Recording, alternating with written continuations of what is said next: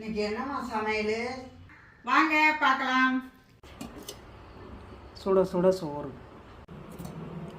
chicken Cola உருண்டை வேக வச்சிருக்கு, சிக்கன் கோலா உருண்டை பொரிச்சது, மட்டன் உருளைக்கிழங்கு போட்ட குழம்பு, தண்ணி குழம்பு,